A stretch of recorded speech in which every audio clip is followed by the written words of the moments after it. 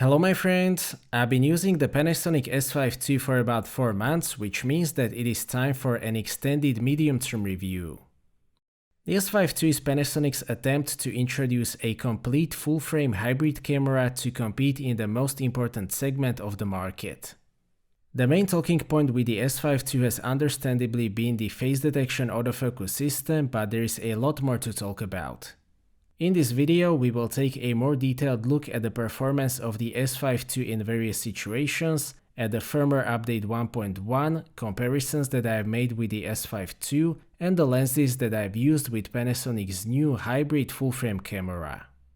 4 months probably isn't enough to talk much about the durability, but I can say that my review unit looks as good as new. It is not the smallest camera in the category.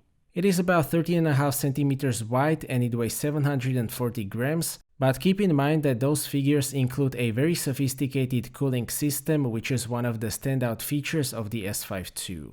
The build quality and very solid size to performance ratio is definitely one of the reasons why I have enjoyed using the S5 II a lot over the past 4 months. As you probably know, the S5 II uses a 24 megapixel full-frame backside illuminated sensor. It is not the most technologically interesting part of this camera. We have seen 24 megapixel backside illuminated sensors before, but it still provides great output. The RAWs can now be opened in the Lightroom and the results match the expectations. Levels of noise throughout the ISO range match other full-frame backside illuminated sensors introduced after 2018. Panasonic's ISO scale is actually closer to SOS than to REI, so if you want to compare it to other cameras, keep that in mind. As usually, you will get very clean images up to ISO 3200. ISO 6400 is usable in most situations depending on the dynamic range of the scene. ISO 12800 is more of an emergency option and 25600 is useful mostly for documentation purposes. The dynamic range is also the same as with basically all recent full-frame BSI sensors, which means that it is fantastic. As long as you keep the ISO down, you can basically use the sliders without noise restrictions. 24 megapixels is fine, but it is the minimal acceptable resolution for a hybrid camera in 2023. Having said that, the A7 IV with a 33 megapixel sensor is the only camera in the class that offers more than 24 megapixels, so I can't say that the resolution is a weakness. The colors are quite specific. Panasonic likes high saturation and a lot of contrast in standard picture style and unedited RAWs. The accuracy is still solid though, especially when it comes to the skin tones. The S5 II sometimes underexposes the images, but I think that it was improved after the firmware update. I think that I'm using a lot less exposure compensation with firmware 1.1, but I wasn't able to compare it side by side. Some of the more stills-oriented hybrid users were kind of complaining that the S5 II focuses too much on the video. Whilst I agree that the video is the main focus of the S5 II, it doesn't really have any particular weaknesses when it comes to stills photography. The shooting speed, which is 7 frames per second with autofocus continuous and mechanical shutter, is below average, but it has that 30 frames per second mode, which actually works much better than I expected, as I've explained in my original review. It actually has 2 distinctive advantages for stills photography. The first one is the high resolution mode, which is still not available in all cameras in the category. The second standout feature is outstanding buffer capacity, which is 200 RAWs, and you can get that with regular SD cards. I can certainly say that the S5 II is a very capable stills camera. Fixed autofocus in the stills mode largely contributes to that. The lag between pressing the AF on button and focus acquisition has been completely fixed in firmware 1.1. This actually wasn't an issue with the autofocus, but with the live view. The focus acquisition is now instant, and I can say that it is as fast and as accurate as Sony, which is the benchmark. I have also tested the focusing with Sigma 24-70 before the firmware update, and it was basically the same as with Panasonic lenses, so I guess that the lag will be gone with firmware 1.1.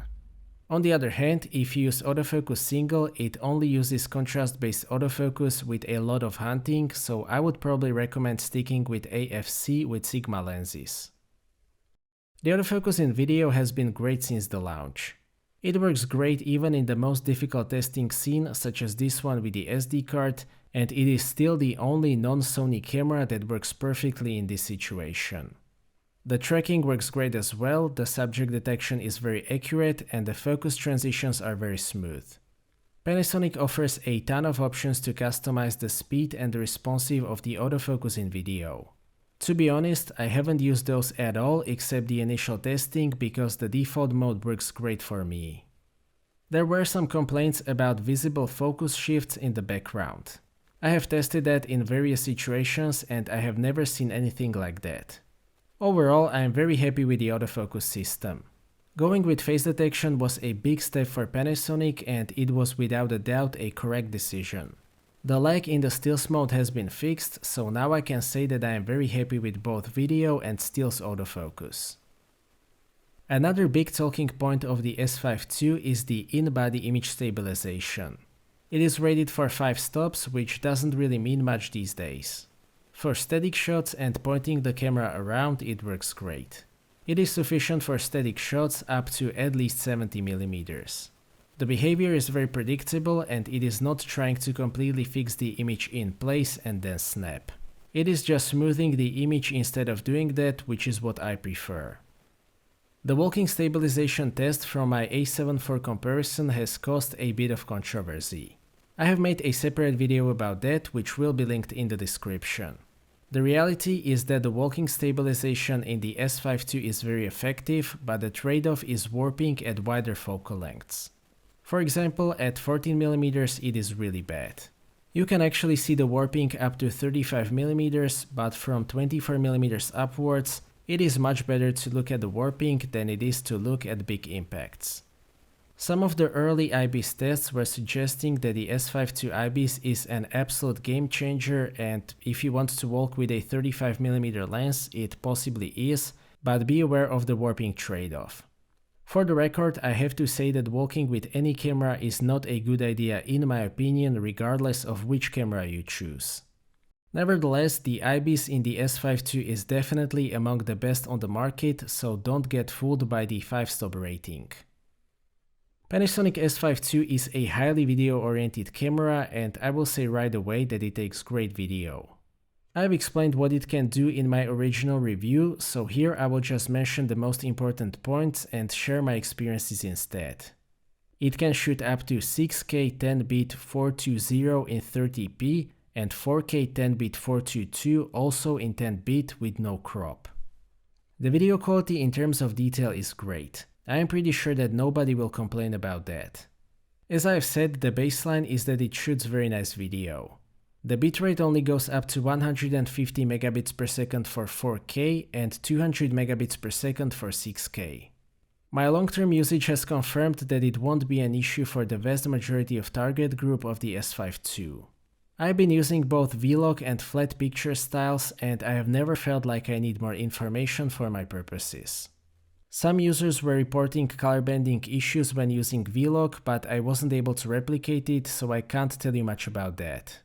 Having said that, it feels like the S5 II has been held back because of the S5 IIX, which will be a more advanced video camera capable of shooting at higher bitrates straight to SSD. On the other hand, it makes sense because the capabilities of the S5 II are way more than sufficient for a lot of content creators, so getting a cheaper non-X S5 II is a better option for them. 4K 60p video is available on the S5 II, but only with 1.5 times crop. Again, it is what it is, I don't have anything new to say about that. The image quality is still very solid in the APS-C mode and it is definitely usable for B-roll slow motion footage. The S5 II is also very suitable for anamorphic video. It has various D-squeeze modes for the live view and anamorphic mode for the stabilization. I've been testing it with a Sirui 50mm t2.9 1.6 times anamorphic lens and it worked great. I had to use 1.5 times option for both settings because 1.6 times is not available, but it is not a big deal. One of the main highlights of the S5 II is the cooling system housed inside of the EVF unit. I've done some testing where I put the camera close to a radiator and I let it run. I was finally able to hear the fan inside of the camera, which ran very quietly.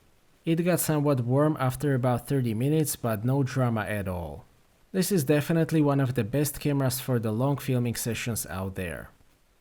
Overall, the video capabilities are great for most filmmakers and content creators. If you need a ProRes, external RAW video, higher bitrates and so on, the S5 IIX is just around the corner.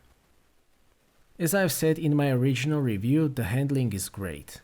The grip is well shaped and the size is about right. The placement of the buttons and dials might be the best on the market in my opinion. I especially appreciate the dry mode dial and the dedicated focus mode selector with focus area button. That is something that I really miss on my Sony cameras. On the other hand, I miss an option to have completely separate settings for stills and video, which is possible on Sony and Fujifilm cameras. That is the only thing keeping me from saying that the S5 II handling is perfect. Another thing that I will mention again are integrated strap mounts. I have greatly enjoyed not having to use those annoying little triangles, and I hope that other manufacturers will get rid of those as soon as possible. One more thing related to the handling that I would like to mention is the SmallRig cage. SmallRig calls it Black Mamba, and I think that it is one of their best cages. It has a beautiful surface finish. It wraps around the camera body very nicely, so it is not too bulky and you can still use the grip on the camera with the cage attached. All of the usual SmallRig features such as integrated Arca plate, ARRI-style mount, cold shoes and so on are available as expected. I've also had an opportunity to try a couple of interesting lenses with the S5 II. 14 to 28mm f4 to 5.6 was released together with the S5 II, and it is a very solid and budget-friendly ultra-wide zoom. It offers very solid optical qualities in a compact and light package. It is definitely a worthy addition to the L-mount system. One of the most important L-mount lenses is without a doubt Sigma 24 to 70mm f2.8 DGDN. This is an excellent lens that beats most of the first-party standard zooms in terms of both optical qualities and the build quality. Importantly, it does so whilst costing half of the price. As I've said before, it is one of the best products that I've ever tested, and that applies to the L-mount version as well. Panasonic also takes f4 lenses very seriously, which is not very common. 16 to 35, 24 to 105 and 70 to 200 f4 are excellent lenses and a great option for those who don't necessarily need f2.8 aperture. I still miss Tamron, Semyang and Viltrox lenses which are not available for the L-mount, but overall I can say that the L-mount lens selection should cover the needs of most users. I've also compared the S5 II to Sony A7 IV and Fujifilm X-H2. Here I have to say one very generic thing, and that is that it is great to have so much choice in this price range. Sony A7 IV has some advantages over the S5 II. It is a bit lighter and more compact, it offers more resolution, it has a bit better autofocus in stills mode, more frames per second with mechanical shutter, CF Express card slot, it can record all intra video, it has slightly better 4K 60p quality, better battery life and better lens selection. The S5 II has a bit better build quality, it offers 96 megapixel pixel shift mode, 30 frames per second with electronic shutter, it can shoot 6K and 4K DCI as well as open gate video, it has more advanced video assist features, slightly better handling and much better display. A decisive advantage of the S5 II for filmmakers who need to shoot long clips might be that cooling system. The X-H2 also offers significantly higher resolution and actually more advanced codecs and 8K video, but with a smaller APS-C sensor. The S5 II is a full-frame camera, so it has that full-frame look, open-gate video and advanced video assist features. The S5 II has significantly better video autofocus and a more practical cooling system. To sum up, my experiences with the S5 II during my 4 months of use are very positive. The main goal of Panasonic with the S5 II was to be back in the game, and I can say that they are. I think that the face detection autofocus was the missing piece with previous Lumix S cameras. The S5 II can do pretty much everything that I can ask from a hybrid camera in this category and at this price point. The output is very solid, it is very well built and easy to use. The autofocus lag in the stills mode was probably my biggest complaint, so I am very glad that it was completely fixed. I would say that the standout features of the S5 II are the cooling system, huge buffer, high resolution mode and the in-body image stabilization, despite that it has some limitations. I wasn't quite sure about the decision to offer two versions of the S5 II, but now I am glad that the base version exists. These video specs are more than sufficient for a lot of users, so it is a good way to save some money. On the other hand, if you are an advanced filmmaker, the X version is definitely the one to get. The L-mount lens selection doesn't offer quite as many choices as the E-mount, but at this point I think that everybody should be able to get by with current offerings from Panasonic, Sigma and some other companies. As I have said, I think that Panasonic is back in the game, but it will still be important to push on. A lot of users are asking for the S1R successor and something with a full sensor 4K 60p, so I hope that we will get that in the foreseeable future. For now, I can say that the S5 II is definitely a step in the right direction and I can highly recommend it. So that's it for this video, thank you for watching, I hope that you liked this video and that you have found it to be useful. Stay tuned for more videos and maybe consider subscribing if you don't want to miss my future content. I appreciate your feedback in form of thumbs up or thumbs down. If you would like to ask anything or share your opinion, please do so in the comment section and see you next time.